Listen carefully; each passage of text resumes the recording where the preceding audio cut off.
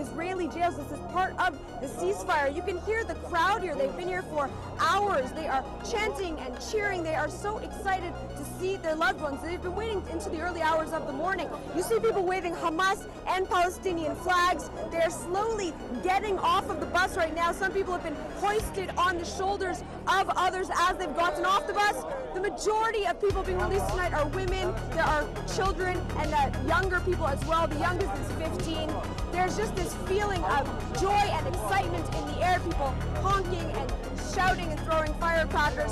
A lot of people, however, say that it's unfortunate that it took the war with Gaza and what's happened in Gaza for the release of their loved ones. But they Dilansir Wikipedia, konflik Israel-Palestina adalah konflik militer dan politik yang sedang berlangsung dari abad ke-19 hingga pada abad ke-21. Konflik ini merupakan salah satu konflik terpanjang yang masih berlangsung di dunia. Berbagai upaya telah dilakukan untuk menyelesaikan konflik sebagai bagian dari proses perdamaian Israel-Palestina, di mana upaya perdamaian ini juga merupakan upaya lain untuk menyelesaikan konflik Arab-Israel yang lebih luas.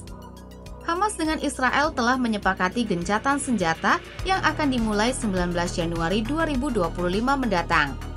Gencatan senjata akan dilakukan menyusul dengan pembebasan sandera dan penarikan pasukan Israel secara bertahap di Gaza. Dilansir Al Arabiya News, Kamis 16 Januari 2025, kesepakatan itu berlaku selama 6 minggu. Lalu, apa saja yang ada dalam perjanjian gencatan senjata antara kelompok militan Palestina Hamas dengan Israel? Israel mengatakan akan menarik pasukannya secara bertahap dari koridor Netzarim dan Philadelphia. Sumber Al Arabiya mengatakan Israel menginginkan peran pengawasan di Philadelphia yang kemudian ditolak Hamas dalam kesepakatan gencatan senjata. Kemudian digantikan dengan permintaan Israel agar memiliki perwakilan permanen di penyeberangan Rafah. Kantor Perdana Menteri Israel Benjamin Netanyahu sebelumnya mengatakan Hamas telah mengajukan permintaan di menit terakhir untuk mengubah penempatan pasukan Israel di koridor yang membentang di sepanjang perbatasan Mesir-Gaza. Perundingan untuk perjanjian tahap kedua akan dimulai pada hari ke-16 gencatan senjata. Fase ini akan mencakup pembebasan seluruh sandera yang tersisa dan penarikan penuh Israel dari jalur Gaza. Kemudian dalam perjanjian juga dibahas mengenai perbantuan Gaza. Diketahui pasukan Israel kerap menghadang bantuan untuk warga Gaza. 600 truk bantuan kemanusiaan disebut akan memasuki Gaza setiap hari selama 6 minggu gencatan senjata. Sekjen PBB Antonio Guterres mengatakan gencatan senjata sangat penting untuk menghilangkan hambatan dalam pengiriman bantuan ketika ia menyambut baik kesepakatan tersebut. Israel disebut akan membebaskan 30 tahanan Palestina sebagai ganti setiap sandera Israel dan 50 tahanan Palestina lainnya untuk setiap tentara wanita Israel yang ditahan di Gaza. Sandera perempuan dan mereka yang berusia di bawah 19 tahun akan dibebaskan terlebih dahulu. Dengan demikian, 33 warga Israel akan dibebaskan dalam 42 hari pertama sejak perjanjian tersebut ditandatangani. Menurut sumber Al Arabiya, jumlah warga Palestina yang ditahan Israel mencapai 1.650 orang. Lebih lanjut, warga yang mengungsi dari Gaza Utara dapat kembali mulai 22 Januari. Kelompok Gaza menangkap 250 sandera ketika menyandra Israel pada Oktober 2023. Hamas masih menyandra 94 orang, meskipun Israel yakin hanya 60 orang yang masih hidup. Israel diperkirakan akan membebaskan sekitar 1.000 tahanan Palestina.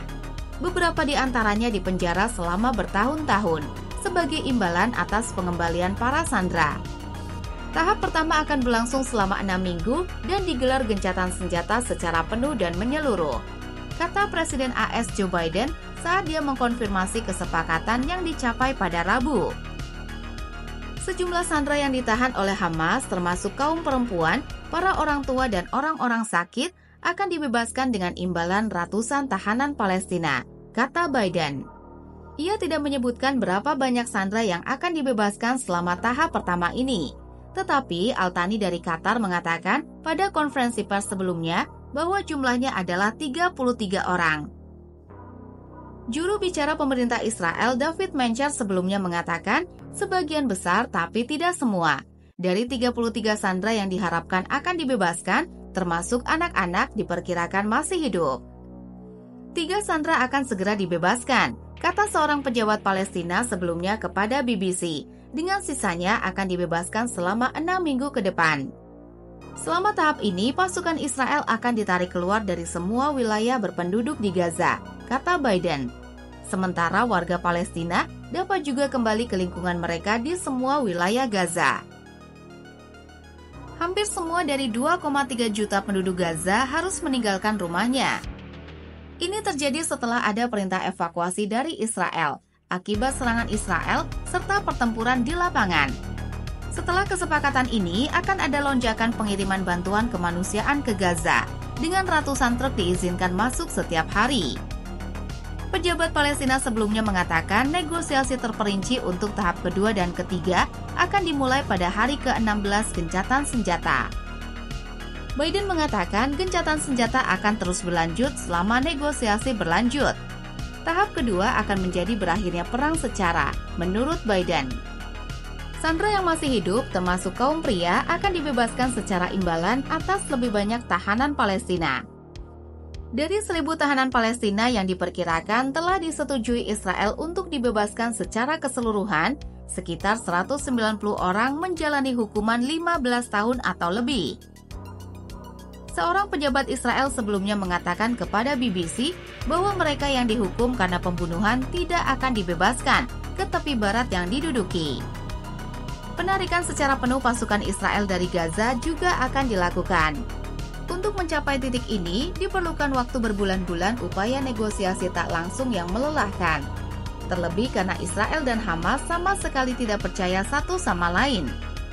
Hamas menginginkan perang diakhiri sepenuhnya sebelum membebaskan para sandera, sesuatu yang tidak dapat diterima oleh Israel.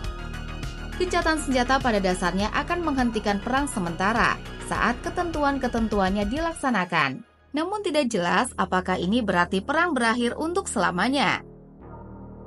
Salah satu tujuan utama perang Israel adalah menghancurkan kemampuan militer dan pemerintahan Hamas. Meskipun Israel menghancurkannya, Hamas masih memiliki sejumlah kapasitas untuk beroperasi dan bangkit kembali. Masih belum jelas sandera mana yang masih hidup atau yang sudah meninggal, atau apakah Hamas mengetahui keberadaan semua orang yang masih belum diketahui keberadaannya. Sementara itu, Hamas telah menuntut pembebasan beberapa tahanan yang menurut Israel tidak akan dibebaskan.